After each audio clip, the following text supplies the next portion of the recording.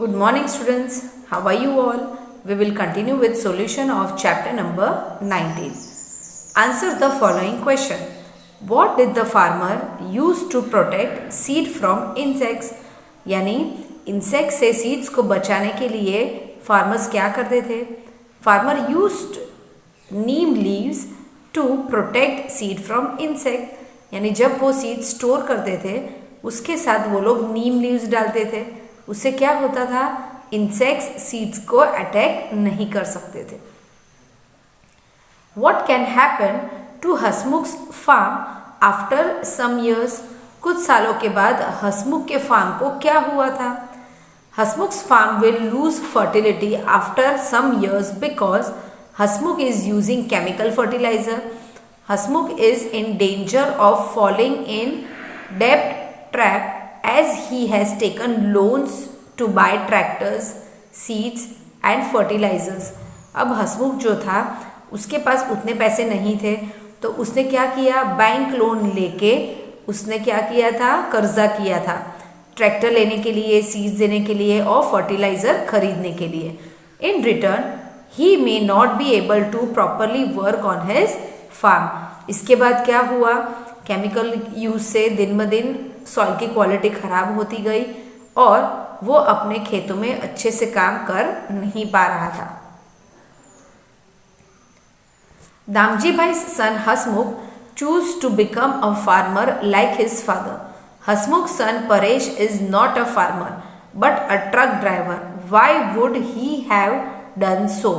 अब ये सिचुएशन क्यों आ गई थी कि दामजी भाई फार्मर थे, उसका बेटा जो था उसने भी खेती की और जो उसका बेटा था वो फार्मर नहीं था लेकिन वो ट्रक ड्राइवर बना.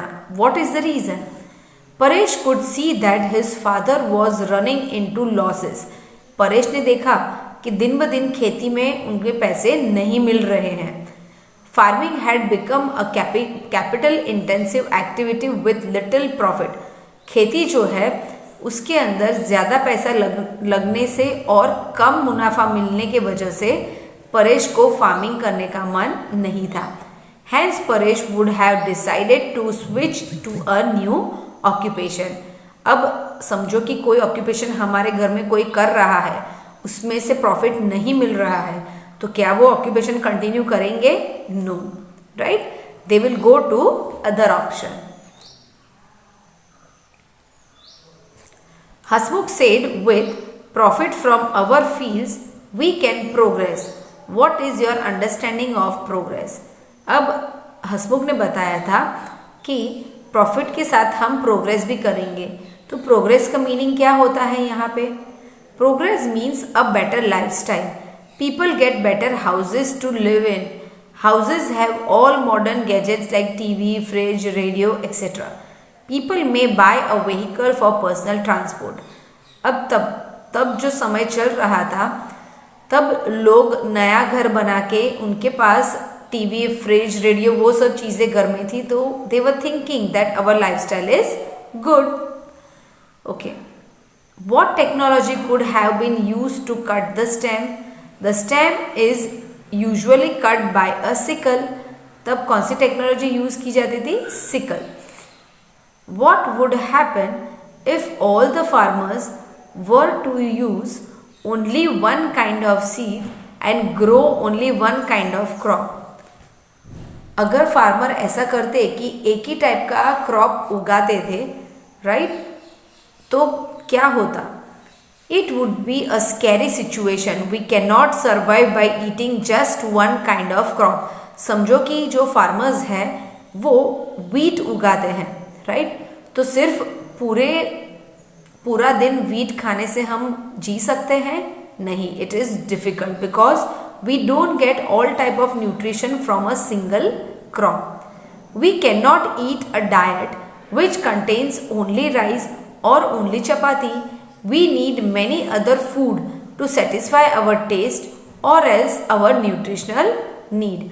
अब सिर्फ राइस और चपाती खा के हम जी नहीं सकते हैं, तो हमें उसके साथ अलग अलग तरीके के फूड्स भी चाहिए, वेजिटेबल्स भी चाहिए, फ्रूट्स चाहिए, बहुत सारी चीज़ें होती हैं, राइट?